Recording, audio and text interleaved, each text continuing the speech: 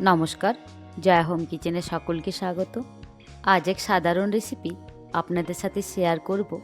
রেসিপিটি সাধারণ হলেও এরকমভাবে বানালে নিমিষেই এক থালা ভাত এই রেসিপি দিয়েই শেষ হয়ে যাবে। তাই সম্পূর্ণ রেসিপিটি দেখার অনুরোধ রইল ও চ্যানেলটিকে লাইক, শেয়ার, সাবস্ক্রাইব করে চ্যানেলটিকে এগিয়ে নিয়ে যেতে সাহায্য করবেন।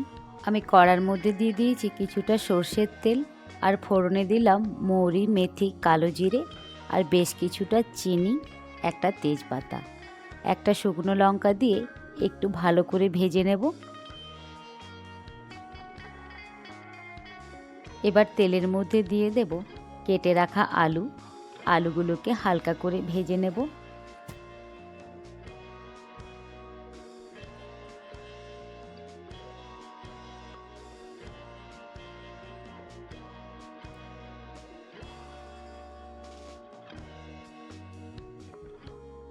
আলুটা ভাজা হয়ে গেছে। এবার বেশ কিছুটা ছোলা আমি আগের থেকেই ভিজিয়ে রেখেছিলাম, আলুর সাথে দিয়ে একটু ভেজে নেব। দিয়ে দেব কেটে রাখা কুমড়ো,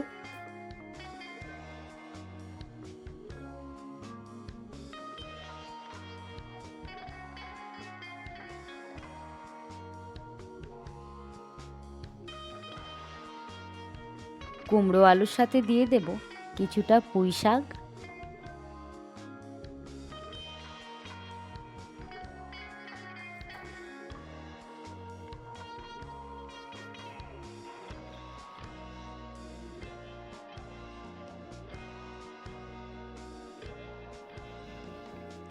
এবার আমি দিয়ে দেব 1 চা চামচ হলুদের গুঁড়ো, স্বাদ মতো নুন,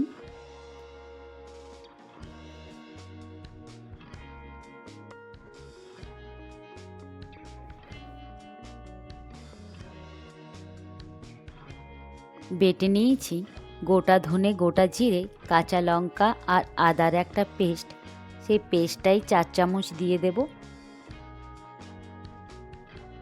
এবার বেশ ভালো করে কুমড়ো, পুঁই, আলু মশলার সাথে কষিয়ে নেব।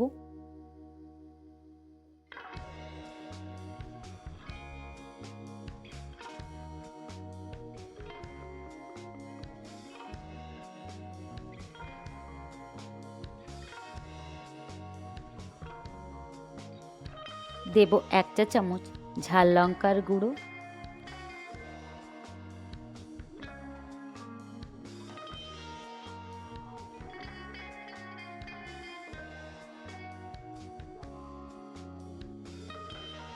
এই গরমের মধ্যে ছোলা দিয়ে পুঁই, কুমড়ো, আলুর এই রেসিপিটি প্রায় প্রতিটি বাড়িতেই হয়ে থাকবে।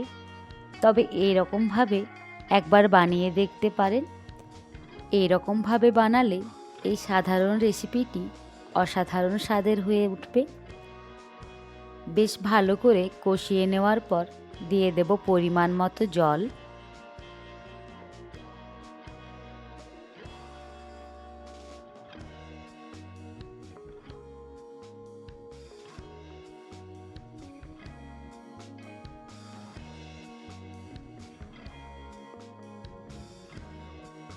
আর দেব পুঁই শাকের কয়েকটা পাতা।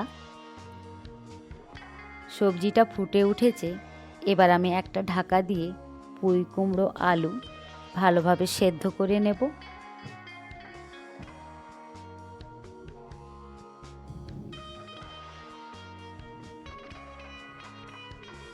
ভালোভাবে সেদ্ধ হয়ে গেছে, কিন্তু বেশ কিছুটা জল আছে, সেই জলটাকে শুকিয়ে নেব। এবার আমি 1 চা চামচ দিয়ে দেব সবজি মশলা, বেশ ভালো করে মিশিয়ে নেব।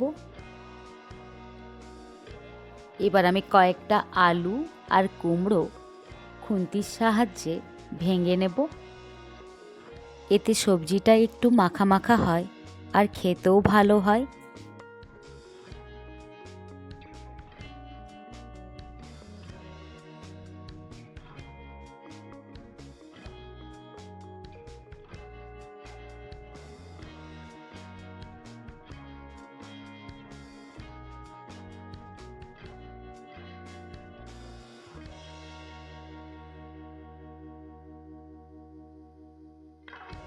রেডি হয়ে গেল গরমের এক সাধারণ রেসিপি, ছোলা দিয়ে পুঁই কুমড়োর রেসিপি।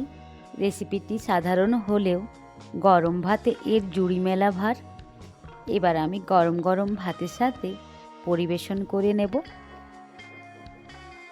এরকমভাবে পুঁই কুমড়ো বানালে ভাতের সাথে আর অন্য কোনো পদের প্রয়োজন হয় না। রেসিপিটি ভালো লাগলে অবশ্যই চ্যানেলটিকে লাইক, শেয়ার, সাবস্ক্রাইব করবেন ও কমেন্টের মাধ্যমে জানাতে ভুলবেন না আজকের এই রেসিপিটি আপনাদের কেমন লাগলো। ধন্যবাদ সকলকে।